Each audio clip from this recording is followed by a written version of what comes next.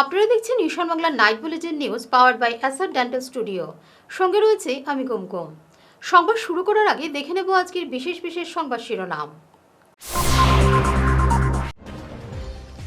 চাকুরি স্থায়ীকরণের দাবিতে আমরণ অনশনে এনআইটির ৫৪ কর্মী।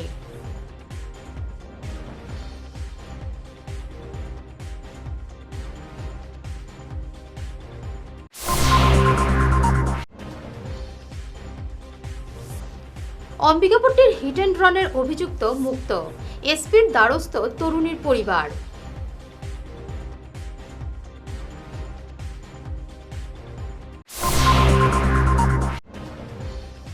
হাইকোর্টের নির্দেশে গঠিত বুড়িবাইল জিপির নয়া বোর্ড।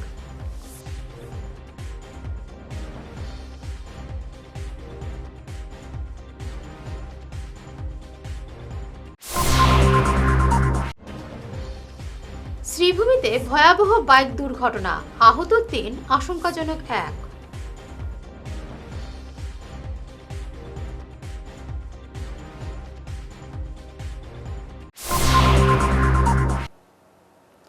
শুরু করছি বিস্তারিত ঈশান Bangla night bulletin news.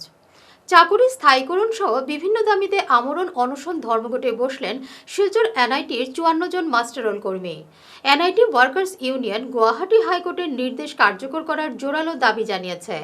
Muster roll কর্মীদের অভিযোগ, ৩৫ বছর ধরে তারা এনআইটিতে কাজ করছেন, যদিও স্থায়ী কর্মীর মর্যাদা থেকে বঞ্চিত রয়েছেন। ন্যায্য দাবি আদায় এবং বঞ্চনার প্রতিবাদে তারা অনির্দিষ্টকালের অনশনে বসেছেন। আন্দোলনকারীরা বলেন, হাইকোর্টের নির্দেশ পর্যন্ত অমান্য করছেন কর্তৃপক্ষ। এখন দেখার বিষয় এনআইটি কর্তৃপক্ষ কি পদক্ষেপ গ্রহণ করেন। আমরা Silchar NIT master role workers ইউনিয়নের পক্ষ থেকে আজকে অনশন ধর্মঘট আমরা গত ১০ তারিখ থেকে করি। আমাদের কিছু দাবি আছে। 93 থেকে আমাদের এখানে এমপ্লয়িরা কাজ করে, রেগুলার কাজ করে। ১২২ জন ছিল। ১২২ জনের মধ্যে ২০ জনকে রেগুলার করা হয়েছিল। তখনকার সময় আরএসি ছিল। তারপরে আমাদের বাকি যারা ছিল, প্যানেল লিস্টে যারা বাকি, তাদেরকে বলা হয়েছিল ক্রমান্বয়ে কিছুদিন পরে আপনাদেরকে রেগুলার করা হবে। এই প্রতিশ্রুতি শুনে এমপ্লয়িরা কাজ করে যাচ্ছে, আজ পর্যন্ত কাজ করে যাচ্ছে ৯৩ থেকে। আমরা বারবার আমাদেরকে রেগুলার করার জন্য আমরা বিভিন্ন আধিকারিক, বিভিন্ন সরকারি প্রসিডিওর মেনে আমরা বারবার দাবি জানিয়েছি। আমাদেরকে শুধু প্রতিশ্রুতি দেওয়া হয়েছে যে দিচ্ছি, আমাদের ফান্ড নেই। কিন্তু ইদানিং আমরা ওনাদের প্রতিশ্রুতি বারবার শোনার পরে আমরা অধৈর্য হয়ে গিয়েছি। আমরা ২০২৪ ইংরেজিতে আমরা মহামান্য হাইকোর্টের দ্বারস্থ হয়েছি। মহামান্য হাইকোর্ট দীর্ঘদিন প্রসিডিওর করে কেন্দ্র এবং রাজ্য সরকারের বিভিন্ন পিটিশনের উপর ভিত্তি করে আমাদের এবার একটা জাজমেন্ট দিয়েছেন ২০২৬-এ, যেখানে স্ট্রিক্টলি বলা হয়েছে যে শিলচর মাস্টার রোল ওয়ার্কারদের রেগুলার করা হোক এবং যে সমস্ত ফেসিলিটি পার্মানেন্ট এমপ্লয়িরা পায় সমস্ত ফেসিলিটি এই এনআইটি মাস্টার রোল ওয়ার্কারদের দেওয়া হোক। কিন্তু বর্তমানে আমাদের ডাইরেক্টর সেই কথা পালন করছেন না, তাই আমরা অনশন ধর্মঘটে নামতে বাধ্য হয়েছি। শিলচর অম্বিকাপট্টিতে গত ২৮ মার্চ বেপরোয়া কারের ধাক্কায় গুরুতর আহত দিলীপ দেবের মেয়ে গুয়াহাটির এইমসে চিকিৎসাধীন। অথচ হিট অ্যান্ড রানের দায়ে অভিযুক্ত জামিনে মুক্তি পেয়ে বুক ফুলিয়ে ঘুরে বেড়াচ্ছে। দিলীপ দেব থানায় মামলা করলেও ঘটনার ৪ মাস পেরিয়ে গেছে, কিন্তু পুলিশ আদালতে চার্জশিট জমা করেনি বলে পরিবারের অভিযোগ।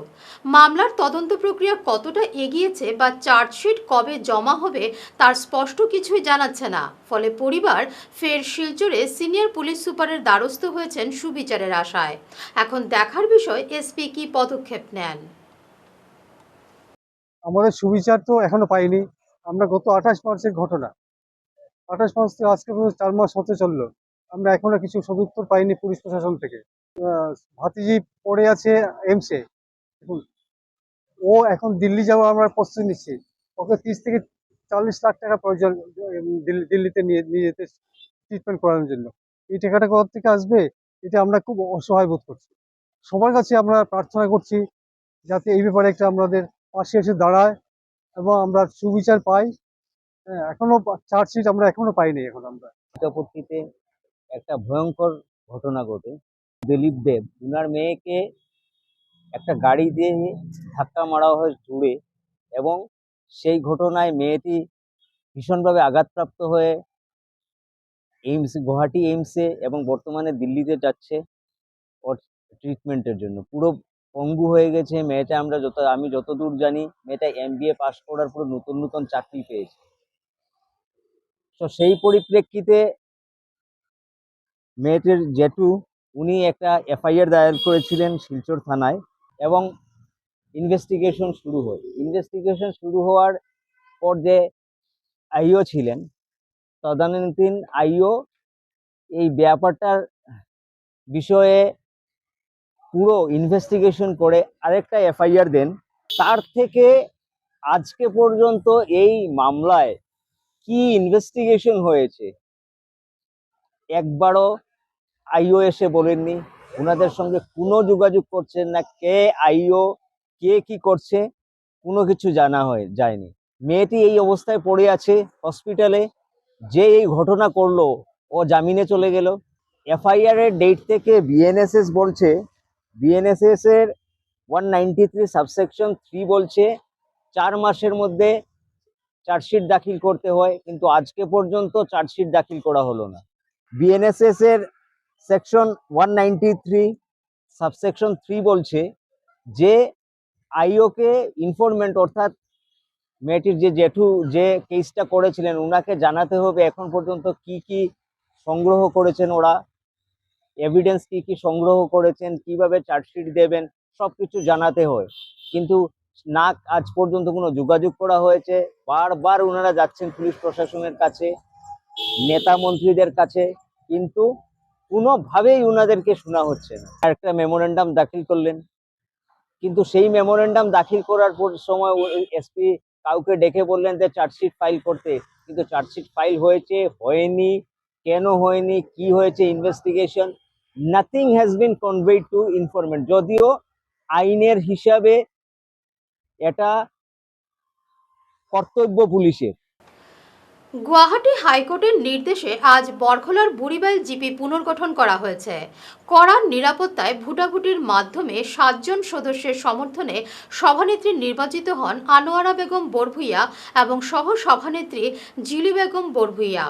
আইনি জটিলতায় পূর্বের বোর্ড বাতিল হওয়ার পর আদালতের নির্দেশেই এই নতুন প্রক্রিয়া সম্পন্ন হওয়ায় এলাকাবাসীর মধ্যে বইছে খুশির হাওয়া।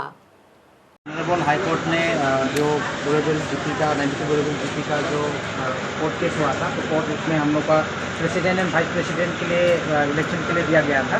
तो मैं मासिक अपना एज एन ऑथराइज ऑफिसर आया था। तो पहले हम लोग का जैसा भी हम लोग का प्रोसीजर है गाइडलाइंस है, उसमें प्रोसीजर के मुताबिक हम लोग किए हैं। सबका अटेंडेंस था। अटेंडेंस कोरम के लिए 137 होना चाहिए, लेकिन सब 10 मेंबर्स सभी लोग आए थे। उसमें 10 मेंबर्स आने के बाद हम लोग अटेंडेंस के बाद वो लोग का ऑथ चेकिंग हुआ। ऑथ चेकिंग के बाद प्रपोजल एंड समर्थन हुआ जो प्रेसिडेंट वाइस प्रेसिडेंट का।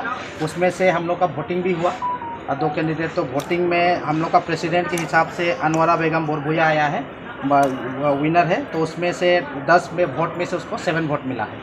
और आपको वाइस प्रेसिडेंट जिली बेगम बोरभुइया उसको आउट ऑफ 10 7 वोट मिला। पीसफुली हुआ है। हाँ, आज सब पीसफुली हुआ है, कोई प्रॉब्लम नहीं। मैंने सबसे भी पूछा है तो कोई किसी का कोई दिक्कत नहीं। तो हम लोग एज पर प्रोसीजर पूरा अच्छे से कर रहे हैं।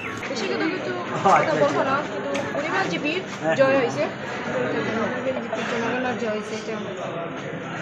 যে অন্নপূর্ণা পাল আগামী দিনের মধ্যে যে কাজগুলো করেছেন, আশা করি এইভাবে আমিও কাজটা করি জনগণের জন্য। যে আমার এই জিপির 10 জনের আমাকে বানিয়েছেন তারাকে অসংখ্য ধন্যবাদ। শ্রীভূমির লক্ষ্মীবাজার রোডে দ্রুতগতির একটি বাইক ই-রিকশার সজোরে ধাক্কা মারলে চালক সহ 3 জন গুরুতর আহত হন।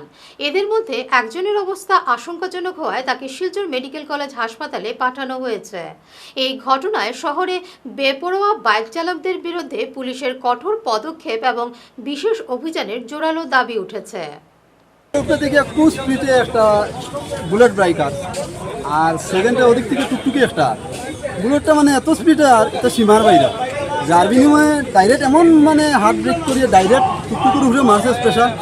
টুকটুকি এলাকায় তার টুকটুকের মাথার মধ্যে এমন মানে হয়েছে আর কি, টুকটুকের মধ্যে তার মাথার চুল লাগানো আর হয়তো স্পট ডেট মারাও দিতে পারে। কিন্তু আমি একটাও দাবি করবো করিমগঞ্জ ডিস্ট্রিক্ট পুলিশ প্রশাসনের বাইকওয়ালা টুকটুকিওয়ালা বা অটোওয়ালা যত আছেন সবর লাইসেন্স 1 নম্বরে সার্ভে করা। যেহেতু শিলচার এইরকম অ্যাক্সিডেন্ট হওয়ার পরে একদিন খালি সার্ভে করা হয়েছে ঠিকঠাক মতো, তারপরে একটাও টুকটুকি বেলেগভাবে কিছু পাওয়া গেছে না। আমার একটাও দাবি, এই অ্যাক্সিডেন্টটা যদি অন্য কারোর উপরে ঘটতো, তারা অত স্পিডে চালায় এখানে, যদি তারা মেনটেন করতে পারে না তো চালাইতো এখানে। আর পুলিশ প্রশাসনে ঠিকও কাজ করে, তার বিনিময়ে তারা যে উঠতে অত ঠেলামারি নেয়, তার কারণটা কী তা আমি কিছু বুঝলাম না।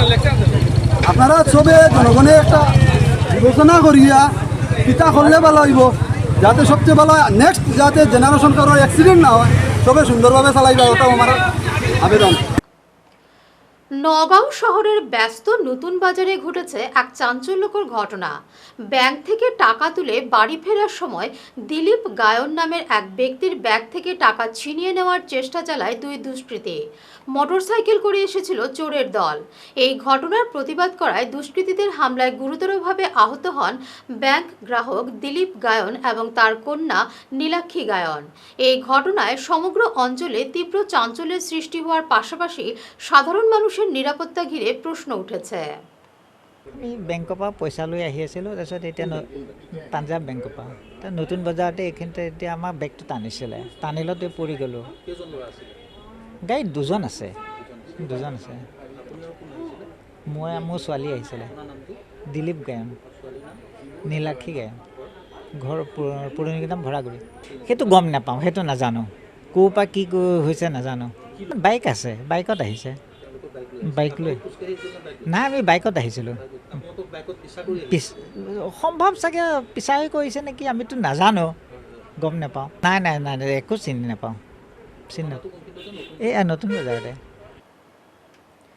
এবারে নিচ্ছি সামান্য একটি বিরতি, সঙ্গে থাকুন। আপনার হাসিকে আরও উজ্জ্বল এবং সুন্দর করতে বরাক উপত্যকায় এখন সবচেয়ে উন্নত dental care SR dental studio. আমরা নিয়ে এসেছি সম্পূর্ণ ডিজিটাল ডেন্টাল ইকোসিস্টেম। আমাদের পরিষেবা একাধারে অ্যাডভান্সড, অ্যাকিউরেট এবং অ্যাশিওর্ড। আর আপনার জন্য রয়েছে একটি বিশেষ সুযোগ, আমাদের স্টুডিওতে দাঁতের চেকআপ করানো যাবে সম্পূর্ণ বিনামূল্যে। আপনাদের অনুরোধে আগামী 31শে জুলাই পর্যন্ত এই সময়সীমা বাড়ানো হয়েছে, তাই দেরি না করে আজই চলে আসুন। আমাদের ঠিকানা সিলচার রঙিরখাড়ি পয়েন্ট, এসআর মেট্রোর উপরতলায়। বিস্তারিত জানতে ফোন করুন 8638246619 নম্বরে। এসআর ডেন্টাল স্টুডিও, আধুনিক হাসির নয়া ঠিকানা। স্বপ্নের হিউন্ডাই নিয়ে ফিরুন নিজের ঠিকানায়। ফিরে এলাম বিরতির পর। ইএনডি বাঁধ এলাকায় ড্রেন সাফাই সহ অবৈধ দখলমুক্ত করার দাবিতে শিলচর পৌর নিগমের কমিশনারকে স্মারকপত্র দিল ভ্যানগার্ড ক্লাব। মঙ্গলবার স্মারকলিপি প্রদান করে সমস্যার স্থায়ী সমাধানের দাবি জানিয়েছেন ক্লাব প্রতিনিধিরা। স্মারকলিপিতে সুকান্তপল্লীর পেছনে ভিআইপি লেন থেকে কৃষ্ণনগর রোডের পেছন দিক থেকে স্লুইস গেট পর্যন্ত নিকাশি নালা পরিষ্কার করা সহ অবৈধ দখলদারিত্বের বিষয়টি তুলে ধরা হয়েছে।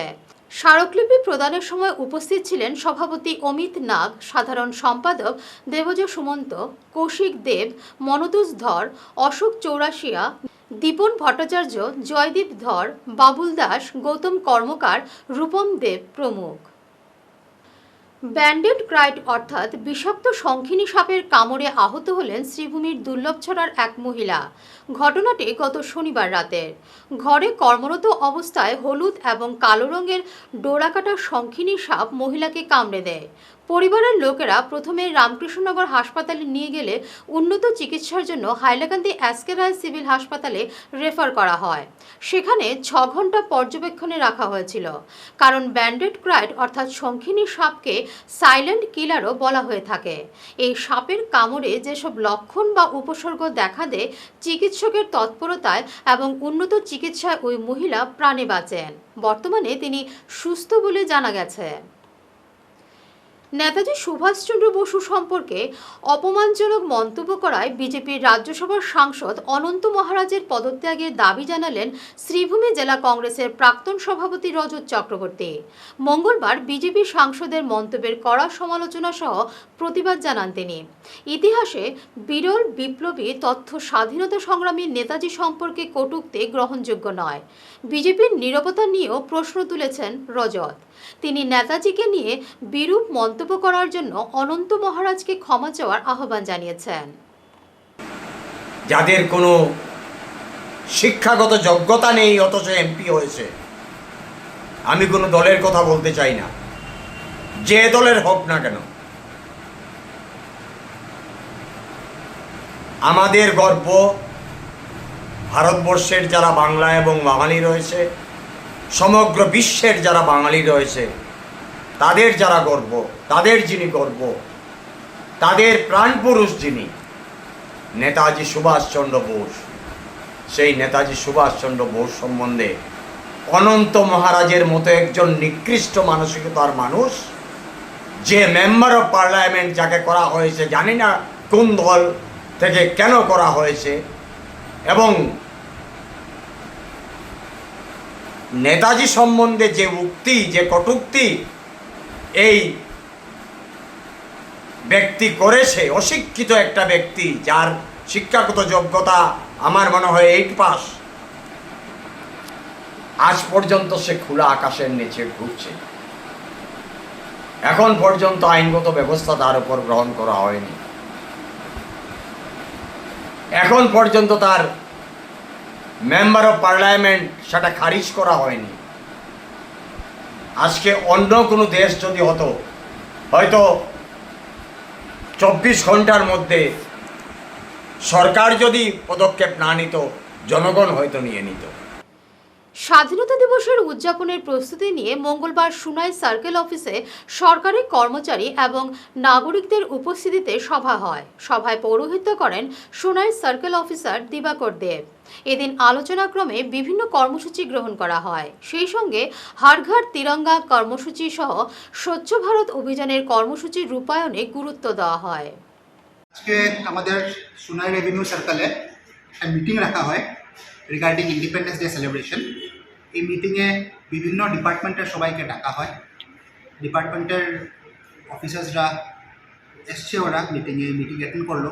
ওদেরকে কয়েকটা কথা আমরা বললাম, যেরকম 15 আগস্টে সকাল 7:30টার সময় ফ্ল্যাগ হোস্টিং হতে লাগে প্রত্যেকটা অফিসে, প্রত্যেকটা ইনস্টিটিউশনে, প্লাস কারোর যদি প্রাইভেট রেসিডেন্সে করতে লাগে ওটা সকাল 7টার সময় হতে লাগে। এই টাইমিংটা বলা হলো। তারপরে আমাদের অগাস্টের 10 তারিখ থেকে নিয়ে অগাস্টের 14 তারিখ অবধি ক্লিনলিনেস ড্রাইভ একটা রাখার কথা, যেটা আমাদের পিসি স্যার আমাদেরকে ইনস্ট্রাক্ট করেছে। অ্যাকর্ডিংলি এই মেসেজটাও সবাইকে পাস করা হয়েছে, যাতে নিজের নিজের office, school, college, educational institutions plus নিজের নিজের ঘর সব কিছুই যদি আমরা যতটুকু পরিষ্কার করে রাখতে পারি, একটা ক্লিনলিনেস ড্রাইভ করা হোক প্রত্যেকটা অফিস, প্রত্যেকটা এডুকেশনাল ইনস্টিটিউশন।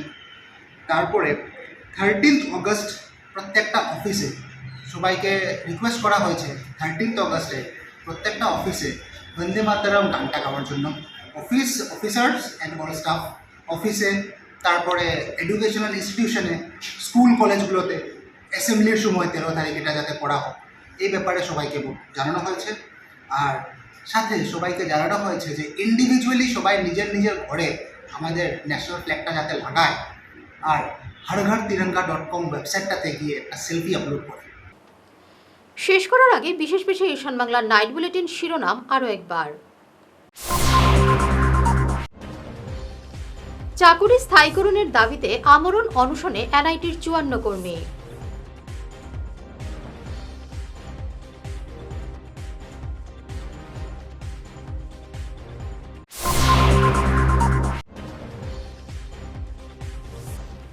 অম্বিকাপট্টির হিট অ্যান্ড রানের অভিযুক্ত মুক্ত, এসপির দ্বারস্থ তরুণীর পরিবার।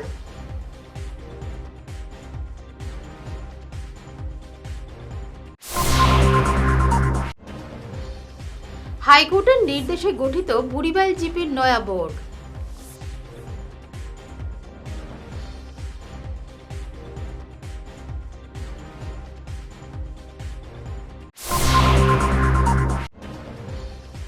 শ্রীভূমিতে ভয়াবহ বাইক দুর্ঘটনা, আহত 3, আশঙ্কাজনক 1।